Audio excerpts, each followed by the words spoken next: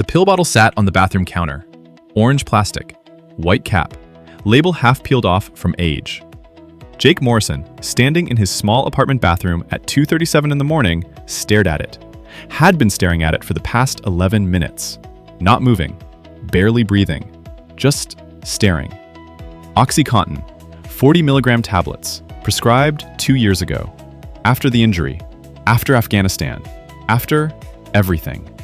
He'd thrown the bottle away 6 months ago when he got clean. Dumped the remaining pills down the toilet, tossed the bottle in the trash, swore he'd never touch opioids again. But he hadn't thrown away this bottle, this one. He'd hidden it, in the back of the bathroom cabinet, behind old shampoo bottles and expired medications, just in case. Emergency backup, safety net. And now, at 2:37 a.m., 6 hours before the most important interview of his life, with his lower back screaming in pain, with his hands shaking from withdrawal memories, with his mind telling him he needed relief, needed sleep, needed something. Now, he was staring at that bottle, wondering if one more time would really matter. Jake, his voice hoarse from not speaking, says to his reflection in the mirror, "Just one. Just to get through tomorrow. That's not relapsing. That's medical. That's necessary." His reflection didn't respond, just stared back. Hollow eyes, tired face. Someone who'd said those exact words before, many times before. Jake reached for the bottle, his hand trembling, fingers closing around the plastic, cool against his palm, familiar, dangerous, tempting. He unscrewed the cap, slow, deliberate. The satisfying click as it opened. Inside, 3 pills, just 3, white, oblong, stamped with the number 40. 40 milligrams. Enough to kill the pain, enough to sleep, enough to function tomorrow, enough to destroy everything he'd fought for the past 6 months. Jake, closing his eyes, whispered, "God help me, please." But his hand didn't put the bottle down. It lifted one pill, held it between thumb and forefinger. So small, so powerful, so dangerous. My name is Jake Morrison. I'm 28 years old. I live in Columbus, Ohio. Small, one-bedroom apartment, sparsely furnished, clean, military clean. Everything in its place, everything organized. Control, always control. I'm a firefighter, Station 19, been there 4 years. Good job, honest work, saving lives, making a difference. Exactly what I wanted to do after I got out. Got out of the Marine Corps, served 6 years, 2 deployments to Afghanistan, infantry, combat, saw things, did things, lost friends, came home different. That's what everyone says, right? You came home different. Like it's just a personality change. Like it's just needing time to adjust. They don't understand. You don't come home different. You come home broken. With pieces missing. With pieces added that don't fit. With nightmares that never stop. With pain that never goes away. Physical pain, emotional pain, all mixed together. Inseparable. I got injured on my last deployment. IED, improvised explosive device, hit our convoy. I survived. 3 of my buddies didn't. I got thrown from the vehicle, landed hard, fractured 3 vertebrae in my lower back, shattered my left ankle, cracked 2 ribs, concussion. They patched me up, sent me to Germany, then Walter Reed, then stateside. Honorable discharge, Purple Heart. Thank you for your service. And pills. So many pills. For the pain. OxyContin, 40 milligrams, 3 times a day, then 4 times a day, then 6. Because the pain never stopped. Physical pain from the back. Emotional pain from the memories. All of it. Constant. Overwhelming. Unbearable. The pills helped. At first. Took the edge off. Made life manageable. Made sleep possible. Made existing bearable. But then they became necessary. Not for pain. For functioning. For feeling normal. For feeling anything. Addiction. That's what they call it. Like it's a choice. Like you wake up one day and decide, hey, I think I'll become an addict today. You don't choose it. It chooses you. Slowly. Quietly. Until one day you realize you can't function without it. Can't live without it. Would do anything for it. I fought it. For 2 years. Told myself I needed the pills for legitimate pain. Doctor prescribed. Medical necessity. Not addiction. Just medication. Until I ran out. Between prescriptions. And felt withdrawal. Real withdrawal. Sweating, shaking, vomiting, pain worse than anything I'd felt in Afghanistan. Pain that made me cry, beg, desperate. That's when I knew. I wasn't medicating. I was addicted. And that's when I got help. 6 months ago. Checked into rehab. 28 days. Detox, therapy, group sessions, the whole program. Hardest thing I've ever done. Harder than combat. Harder than burying my friends. Harder than anything. But I did it. Got clean. 6 months sober. 183 days. Attending NA meetings. 90 meetings in 90 days. Then 3 times a week. Working the program. Calling my sponsor. Doing the work. And I'd been good. Really good. No relapses. No close calls. Clean and sober. Proud of myself for the first time in years. Until tonight. Until this interview tomorrow. Until the pain came back. Real physical pain. Not craving. Not psychological. Real injury pain. Back spasms. Bad ones. The kind that make you unable to stand. Unable to sleep. Unable to function. And that bottle. Hidden. Forgotten. Suddenly remembered. Suddenly available. Suddenly whispering. Just one. Just this once. Just to get through tomorrow. Tomorrow. The interview. Fire captain position. Promotion. Leadership role. More responsibility. Better pay. Respect. Everything I've been working toward. Interview at 9 a.m. 6 hours from now. And I couldn't sleep. Couldn't relax. Back spasming. Pain shooting down my leg. Knowing tomorrow I'd have to sit through a 3-hour interview. Answer questions. Be professional. Be sharp. Be impressive. How could I do that? In this condition? In this pain? Without help? The pill was still in my hand. 40 milligrams. 1 dose. 1 time. Nobody would know, except me. I'd know. And my sponsor. And God. And my 6 months would become 0 days. And I'd have to start over. And I'd have proven everyone right. Everyone who said I wouldn't make it. Everyone who said veterans are broken. Addicts. Lost causes. Jake, looking at himself in the mirror, the pill between his fingers, says, "I'm not weak. I'm not. This is medical. This is necessary. This is..." He stopped. Because he could hear it. The lie. The same lie he told himself 2 years ago. Medical necessity. Not addiction. Just this once. But addiction doesn't work that way. There's no just this once. There's no just one pill. There's only the spiral. Down. Always down. Jake, his voice breaking, says, "But I can't do this. I can't do tomorrow. Not like this. Not in this pain. God, I can't." And he lifted the pill toward his mouth. One motion away. One swallow away. One choice away from destroying everything. The backstory. Jake, lowering the pill for a moment, thinking, remembering, leaned against the bathroom counter. His sponsor, Marcus, had given him a coin at his 6-month meeting. Silver, with 6 months engraved on it. Had stood in front of the group, said, "Jake Morrison, 6 months clean, one of the hardest fighters I've seen. Welcome to freedom." Freedom. That's what Marcus called it. Freedom from the chains. Freedom from the pills. Freedom from the addiction. But it didn't feel like freedom. It felt like fighting. Every day. Fighting the cravings. Fighting the memories. Fighting the pain. Fighting himself. Jake had told Marcus about the interview 3 weeks ago, at coffee after an NA meeting. Marcus, 62 years old, 20 years sober, Vietnam veteran, had listened, nodded, then said, "You'll be tempted. Big moments always bring temptation. Your brain will tell you that you need help, need pills, need something. But that's the disease talking, not you. Remember that." Jake had nodded, confident, sure, said, "I got this. 6 months strong, not going back." Marcus had looked at him, those eyes that had seen everything, knew everything, said, "Jake, it's not about strength. It's about surrender. When the moment comes, and it will come, don't try to be strong. Try to be honest. Call me. Call someone. Don't be alone." But Jake hadn't called, because it was 2:37 in the morning, because Marcus was sleeping, because Jake didn't want to bother him, because Jake could handle it. Except he couldn't. He was standing here, pill in hand, about to throw away 6 months, about to prove he was exactly what everyone thought. Weak. Addicted. Broken. Jake, angry now, at himself, at the pain, at everything, says, "I'm a Marine. I survived Afghanistan. I survived an IED. I survived losing my brothers. And I can't survive one night without a pill? What's wrong with me?" He gripped the sink, knuckles white, breathing hard. The pill still in his hand, the bottle still open. And the pain in his back, real, severe, shooting down his left leg, making his toes numb. Sciatica from the old injury, flaring up. Bad timing. Worst timing. He could take ibuprofen, 800 milligrams, but he'd already taken that 2 hours ago.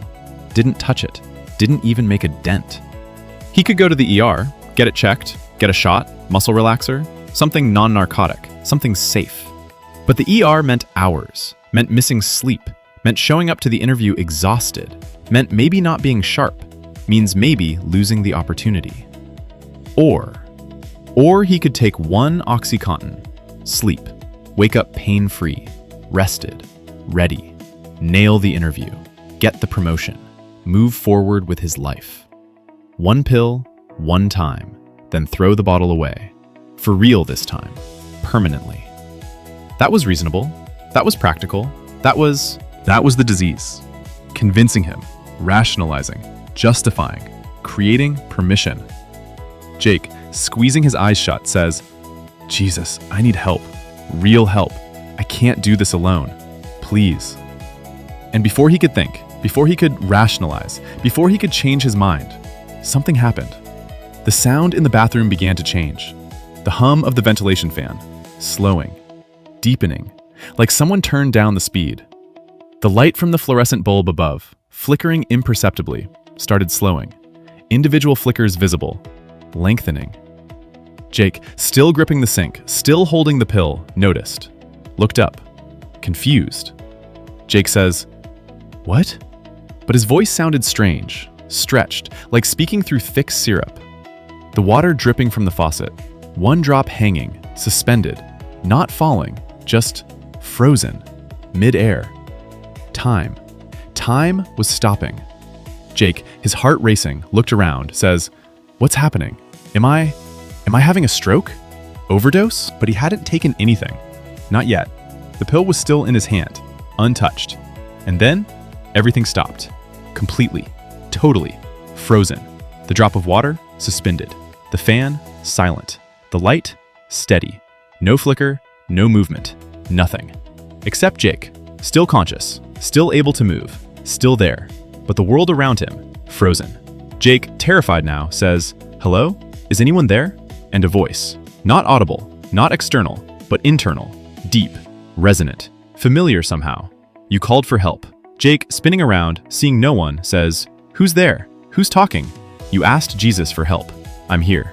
Jake, his breath catching, says, You're God? I'm here. That's what matters. You're at a crossroads, one pill away from destruction, one choice away from freedom, and you asked for help. So I'm showing you something." Jake, still holding the pill, defensive, says, "I'm in pain, real pain. This isn't about getting high. This is medical. Is it? Or is that what the disease tells you?" Jake, angry, scared, says, "I don't know. I don't know anymore. All I know is I hurt, and I have an interview in 6 hours, and I can't do it like this." Come, see something. Someone who faced pain, real pain, worse than yours, and made a choice. And before Jake could protest, the bathroom dissolved around him. Gethsemane. Jake blinked. The bathroom was gone. He was standing somewhere else, somewhere dark, somewhere cold. Night. Deep night. Moon overhead, stars bright. No city lights, no modern world, just ancient darkness. He looked around. He was in a garden. Olive trees, gnarled, ancient, thick trunks, twisted branches, the smell of earth, of vegetation, of night air. Gethsemane. He knew somehow. The Garden of Gethsemane, Jerusalem, 2,000 years ago. Jake, invisible to those around him, observed. There were men, sleeping, 11 of them, lying on the ground, against rocks, exhausted.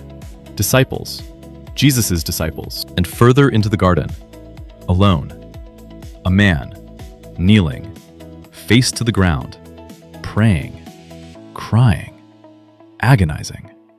Jake moved closer, quietly, even though he knew they couldn't see him, couldn't hear him. The man. It was Jesus. Jake recognized him, same way he'd known the garden, just new.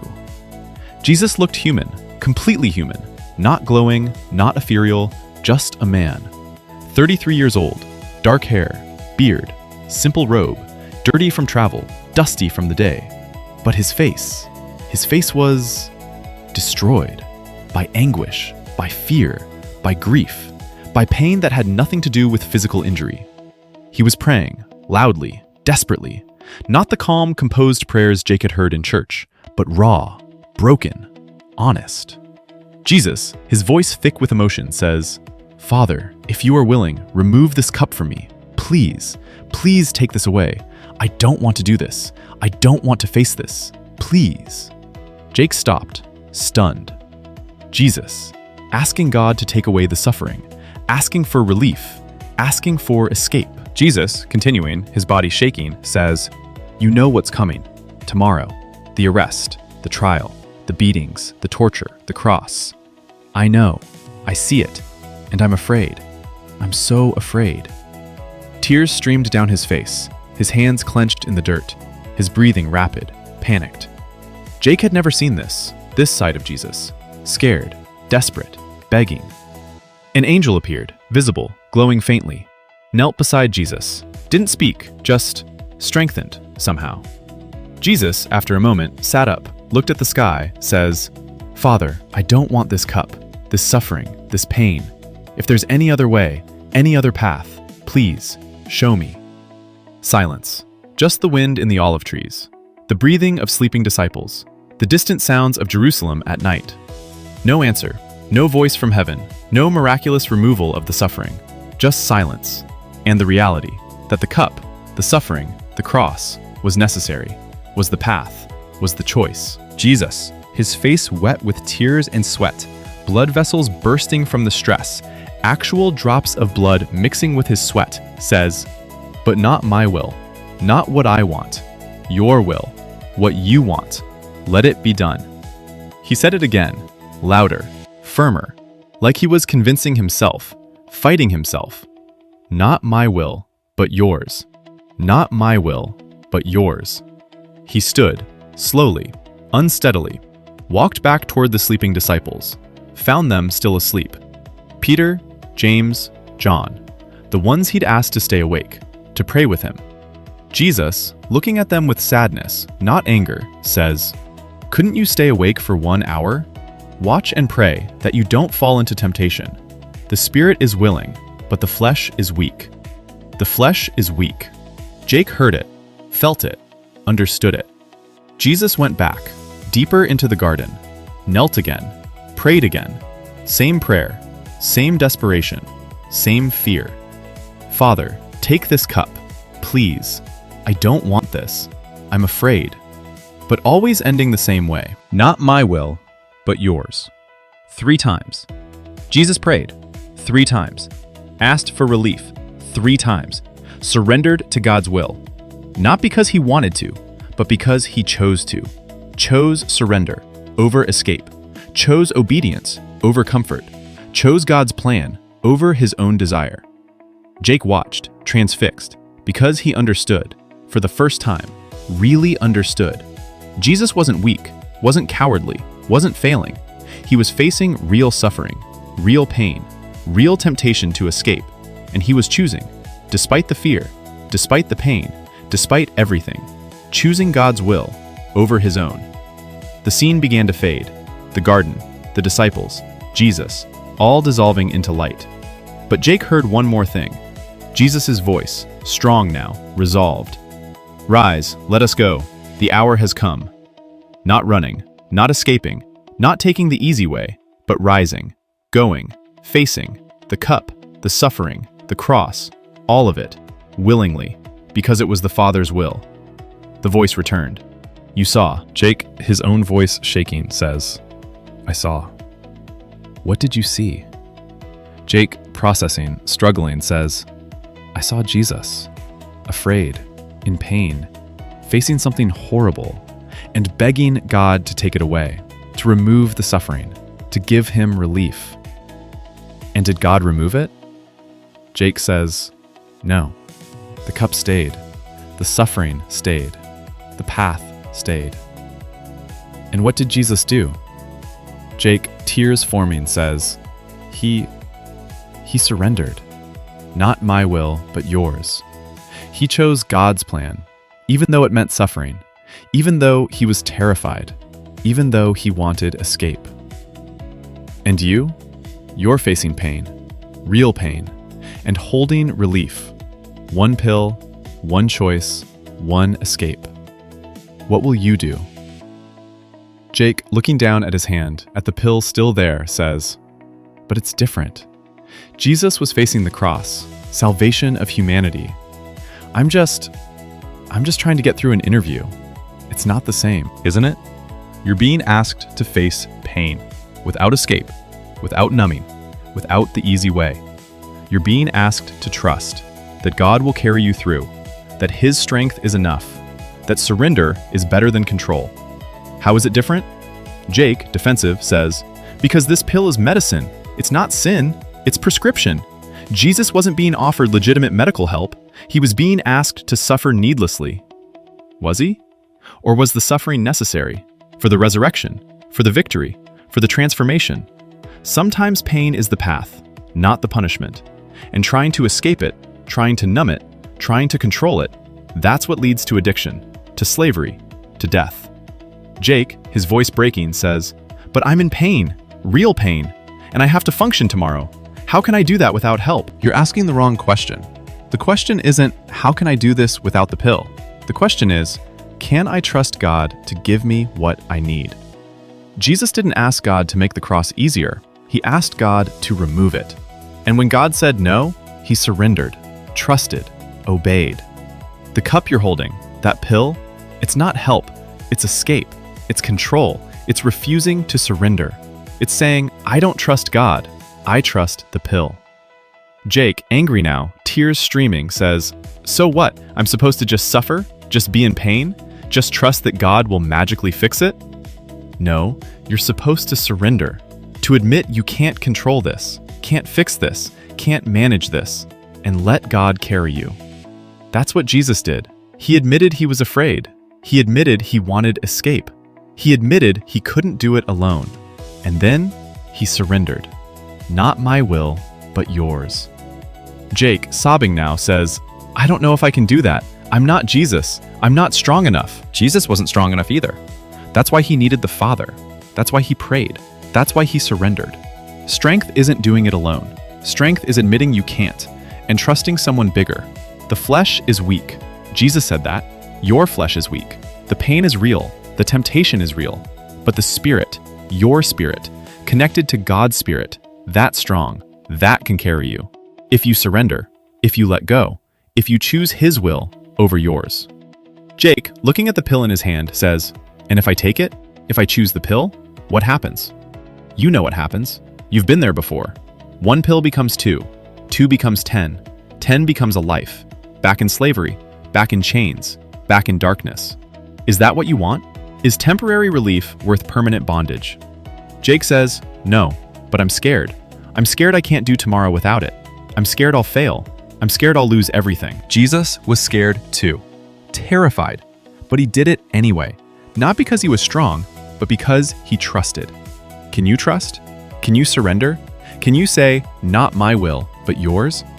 Jake, looking at the pill, then at the toilet, then back at the pill, says, "If I flush this, if I throw it away, if I face tomorrow without it, will God help me? Will He give me what I need? I always have, haven't I? You survived Afghanistan. You survived the injury. You survived addiction. You got 6 months clean. Was that your strength or mine?" Jake, remembering, says, "Yours. It was yours. I couldn't have done any of it alone." Then trust me now, in this moment, with this choice. Surrender. Not your will, but mine, and I'll carry you like I always have. Jake, with new understanding, says, "Surrender isn't weakness. No, it's the beginning of strength."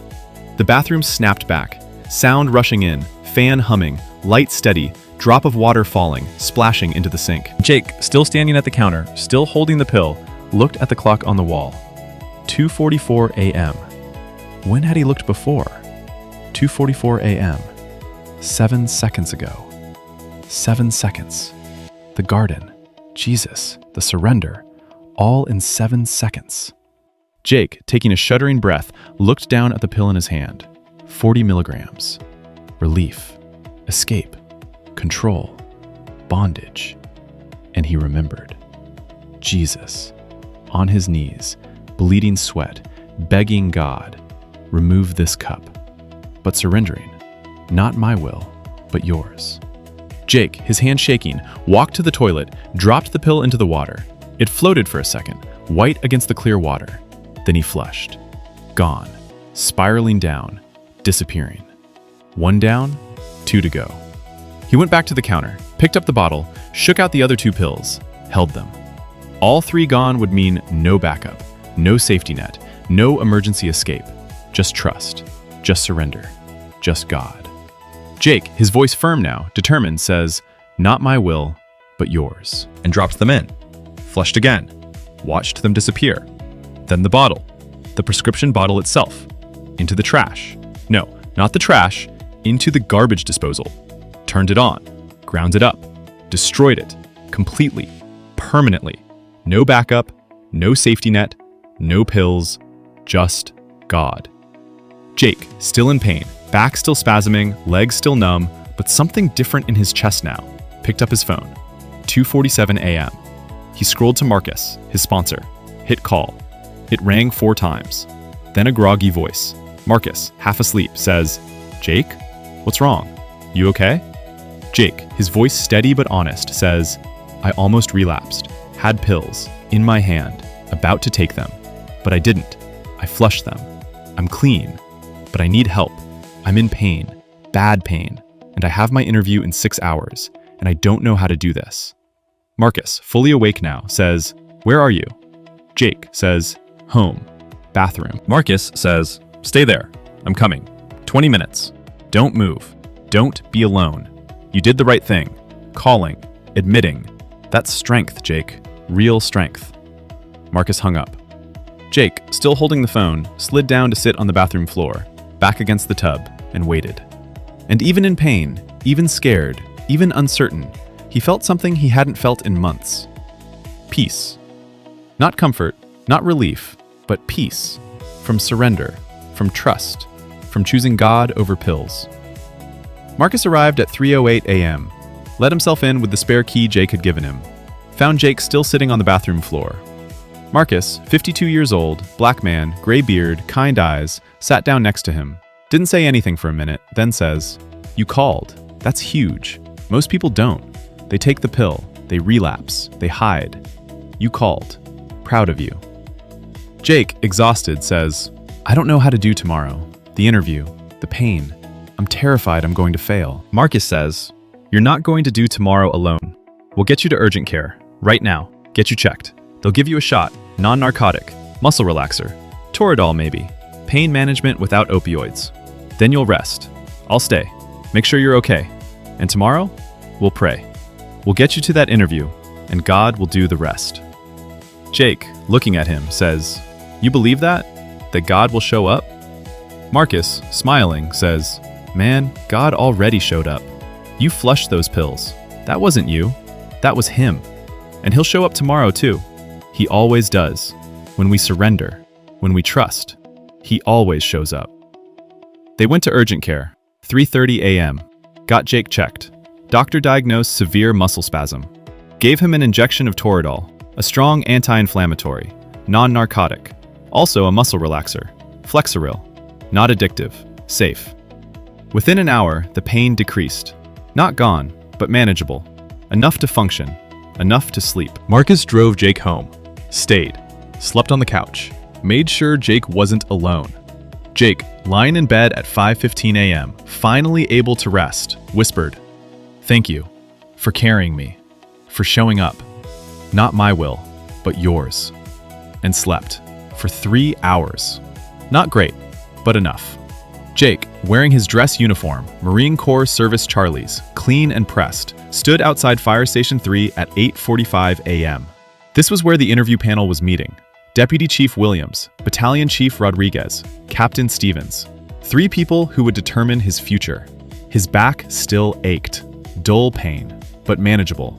The medication had helped, but more than that, the surrender, the trust, the peace.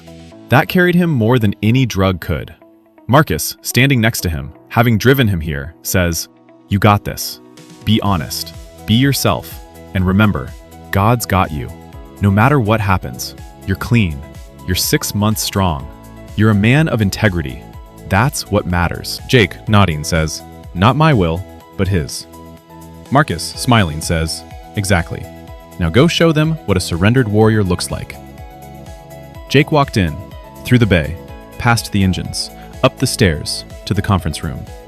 The panel sat at a long table, 3 faces, professional, serious, evaluating. Deputy Chief Williams, a white woman, 58, says, "Firefighter Morrison, please have a seat." Jake sat, back straight, military bearing, hands folded on the table. Battalion Chief Rodriguez, Hispanic man, 45, says, "We're here to discuss your application for fire captain, promotion to officer, leadership role. Before we begin formal questions, is there anything you'd like to tell us? Anything we should know?" Jake, taking a breath, remembering Marcus's words, "Be honest, be yourself," says, "Yes, sir. I'm a recovering addict, opioid addiction, from a service-related injury. I've been clean for 6 months. I attend NA meetings 3 times a week. I have a sponsor. I work the program. And last night, I faced the biggest temptation since getting clean. And I chose recovery. I chose surrender. I chose to ask for help instead of relapsing." Silence. The panel looked at each other, then back at Jake. Captain Stevens, black man, 51, Marine Corps veteran himself, says, "That took courage, to admit that, to be vulnerable, especially in this moment. Why tell us? You could have hidden it. We wouldn't have known." Jake, honest, says, "Because integrity matters more than the job. If I got this position by hiding who I am, by lying, by pretending to be someone I'm not, then I wouldn't deserve it. And I wouldn't be able to lead others with authenticity. Leadership requires honesty, especially about our weaknesses." Deputy Chief Williams, nodding, says, "How can we trust that you won't relapse, that the pressure of a captain role won't trigger you?" Jake says, "You can't. I can't even guarantee that. Addiction is a lifelong battle. But what I can tell you is that I've built a system, support, accountability, meetings, sponsor, therapy, prayer. And I've learned that strength isn't never falling. It's knowing how to ask for help when you're about to. That's what I did last night, and that's what I'll do every time, for the rest of my life." The interview continued. Questions about leadership, about decision-making, about handling crisis, about managing personnel. Jake answered, honestly, thoughtfully, drawing on his military experience, his firefighting experience, his recovery experience. And as he spoke, he felt it. Not confidence from pills, not false bravado from drugs, but real strength, from surrender, from trust, from God carrying him. The interview lasted 2 hours. Finally, Deputy Chief Williams says, "Thank you, Firefighter Morrison. We'll make our decision within the week. You'll hear from us either way." Jake, standing, shaking hands with each panel member, says, "Thank you for the opportunity. No matter what you decide, I'm grateful." He walked out, down the stairs, through the bay, outside where Marcus was waiting. Marcus, reading his face, says, "How'd it go?"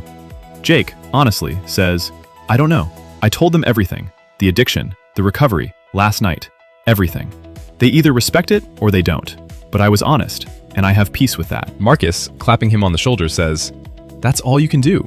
The rest? Not your will, but his." Jake, smiling, says, "Not my will, but his." The week was hard, not knowing, waiting, wondering. But Jake kept moving, kept working, kept attending meetings. At his NA meeting that Wednesday, he shared, stood up in front of the group, says, "I'm Jake. I'm an addict. And I almost relapsed on Sunday night. Had the pill in my hand, ready to throw away 6 months. But I didn't. I surrendered instead. Asked God for help, called my sponsor, and got through it. Still clean. 6 months and 4 days now." The room erupted in applause. People stood, celebrated, because they knew, they understood how hard that was, how close he'd been, how much courage it took to surrender. After the meeting, a younger guy, maybe 23, approached Jake, says, "Hey man, I'm Tyler, 2 months clean, and I've been struggling, bad. Your story tonight, about surrendering, about calling someone, that helped. Can I get your number in case I need someone?" Jake, without hesitation, says, "Absolutely. That's what we do. We help each other. Call me, anytime, day or night. Don't face it alone." They exchanged numbers, and Jake realized his pain, his struggle, his surrender, It wasn't just for him. It was to help others, to show them that surrender works, that asking for help works, that you don't have to fight alone. Friday, 5 p.m. Jake was at the station, his regular shift, cleaning equipment, when his phone rang. Unknown number. He answered. Jake says, "Hello?" A voice says, "Firefighter Morrison? This is Deputy Chief Williams. Do you have a moment?" Jake's heart stopped, then started racing. This was it, the decision. Jake says, "Yes, ma'am, I'm available." Williams says, "The panel met this morning. We reviewed your interview, your record, your references, and we discussed your disclosure about your recovery." Pause. Jake held his breath. Williams, continuing, says, "And we were unanimous. Firefighter Morrison, we'd like to offer you the position, Captain, Station 19, effective next month." Jake, stunned, barely able to speak, says, You're serious?" Williams, with warmth in her voice, says, "Completely serious. Your honesty impressed us. Your vulnerability showed strength. Your recovery shows discipline. And your military service shows leadership. You're exactly the kind of officer we need. Someone who knows how to face adversity, ask for help, and lead by example." Jake, tears forming, says, "Thank you. Thank you so much. I won't let you down." Williams says, "I know you won't, because you know how to surrender, how to ask for help, how to admit weakness. That's true strength. Congratulations, Captain Morrison." She hung up. Jake stood there, in the middle of the station, phone still to his ear, tears streaming down his face. Captain. He'd done it. Not by hiding, not by lying, not by being perfect, but by being honest, vulnerable, surrendered. He immediately called Marcus. Marcus answered, says, "What's up, Jake?" Jake, laughing and crying simultaneously, says, "I got it. They offered me the position. Captain." Marcus, shouting, celebrating, says, "Yes! I knew it! God showed up. He always does. Proud of you, man." Jake says, "I told them everything, and they still chose me. Because of it. Not despite it. Because of it." Marcus says, "That's how God works. Our weaknesses, He turns them into strengths when we surrender them to Him. You did that, and He honored it." 6 months after almost relapsing, 12 months clean, 1 year sober. Jake, now Captain Morrison, stood in front of his station, Station 19, his station, his crew, his responsibility. And he'd instituted something new, something different, something that made some firefighters uncomfortable, but something necessary. Peer support, mental health resources, addiction recovery information, posted in the break room, available, visible, not hidden, and monthly, once a month, a meeting, for anyone struggling, depression, PTSD, addiction, anything, confidential, safe, judgment-free. Jake led them, shared his story, his addiction, his recovery, his surrender, and gave others permission to do the same. It started small, 3 people at the first meeting, Jake and 2 others, hesitant, scared, but there. By 6 months, 12 people, regularly, from Station 19 and neighboring stations. Firefighters, paramedics, even one chief, all struggling, all fighting, all learning to surrender. Jake, at one meeting, says, "Strength isn't doing it alone. Strength is knowing when to ask for help. I learned that in a bathroom at 2 a.m., with a pill in my hand, ready to throw away everything. But I surrendered instead. Not my will, but God's. And He carried me. He'll carry you too. You just have to let Him." One firefighter, Rodriguez, 38, struggling with alcohol, says, "How do you surrender? What does that even mean?" Jake says, "It means admitting you can't control it, can't fix it, can't manage it alone, and asking God, asking others, asking anyone bigger than you to carry you. It's not giving up, it's letting go. There's a difference." Another firefighter, Thompson, 29, says, "What if I surrender and still fail? What if I relapse anyway?" Jake, honest, says, "Then you get up and surrender again and again, as many times as it takes. Surrender isn't a one-time thing. It's daily, sometimes hourly, sometimes moment by moment. Jesus prayed 3 times in the garden, 3 times, surrendering, over and over, until He had the strength to face what was coming. That's what we do. Keep surrendering, keep asking for help, keep trusting." 2 years clean, 2 years sober. Jake, sitting in a church, at a podium, spoke to a congregation of 300 people. This was his church, the one he'd started attending after getting clean, Community Church of Columbus. Pastor Mike had asked him to share his testimony, his story, his journey. Jake, no longer scared, no longer ashamed, says, "My name is Jake Morrison. I'm a United States Marine veteran, a firefighter, a captain, and a recovering addict." He paused, let it settle. 2 years ago, I stood in my bathroom at 2:30 in the morning with an opioid pill in my hand. 6 months clean, about to throw it all away.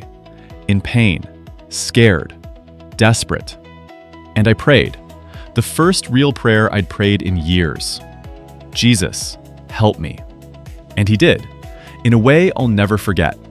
He showed me himself, in the Garden of Gethsemane, facing suffering, begging God to remove it, but ultimately surrendering.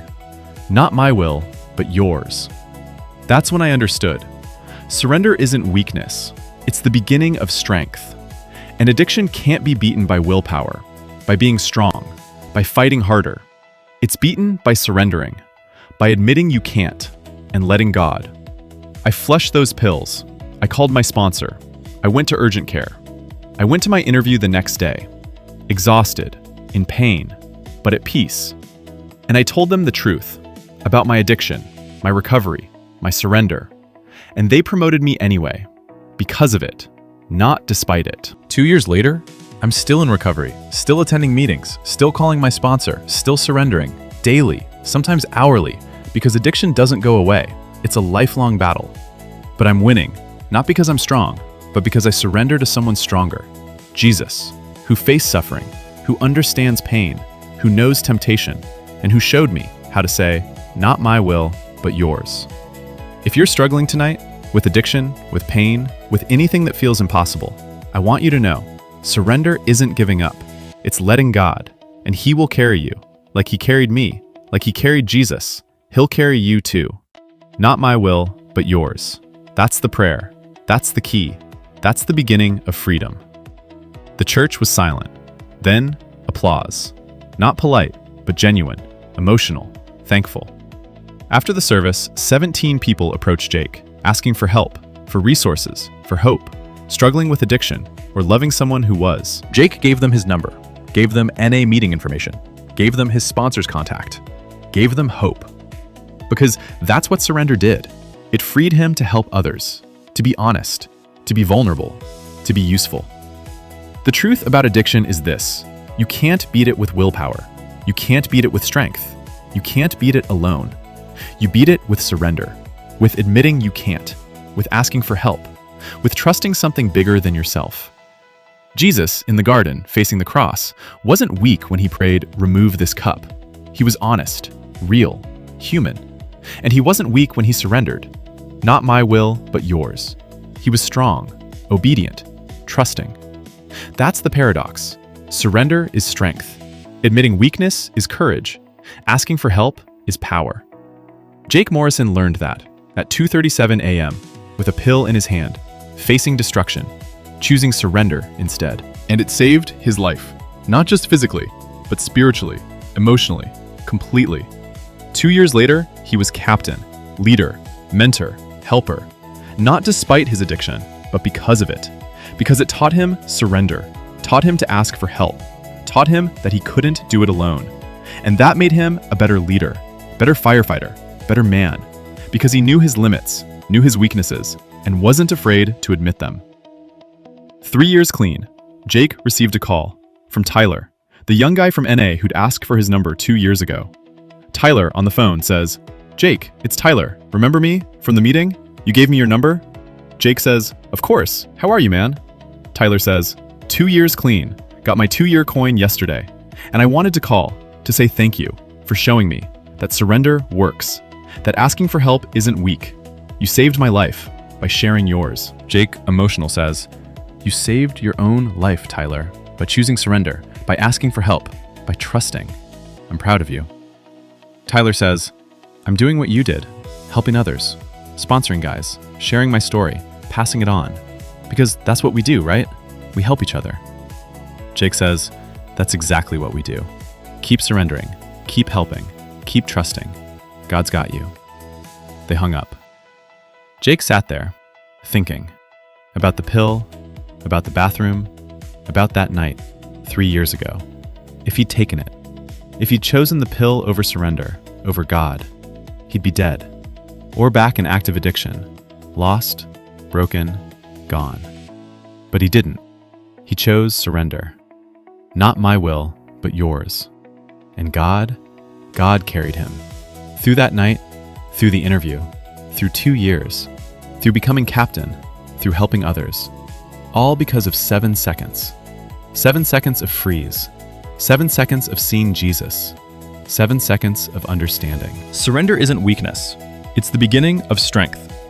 This was Jake's story, but it's also yours, because we all face moments when pain is real and relief is available, when the easy way beckons, when surrender seems like weakness.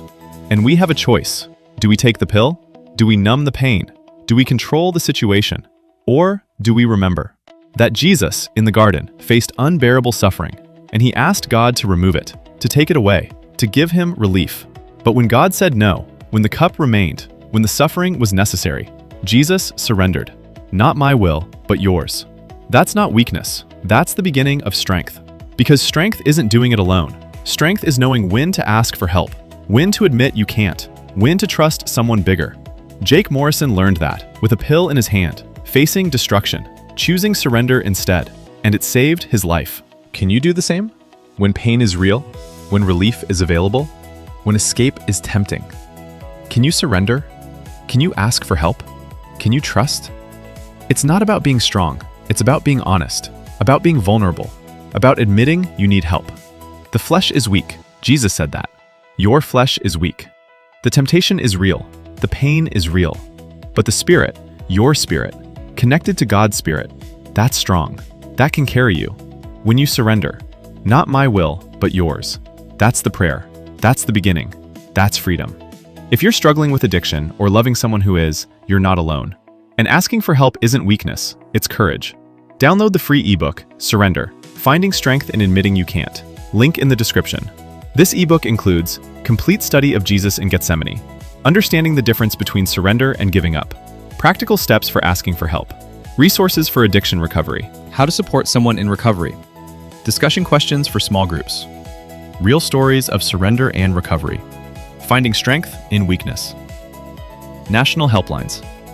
SAMHSA National Helpline, 1-800-662-4357. Narcotics Anonymous, www.na.org. Veterans Crisis Line, 1-800-273-8255. Next episode 4, Forgiveness, the Shooter's Mother, where Linda Harper, a teacher who lost her son in a school shooting, must decide whether to meet with the shooter's mother who wants forgiveness. What would Jesus do when the wound is too deep to heal? Subscribe, share, and remember, surrender isn't weakness. It's the beginning of strength.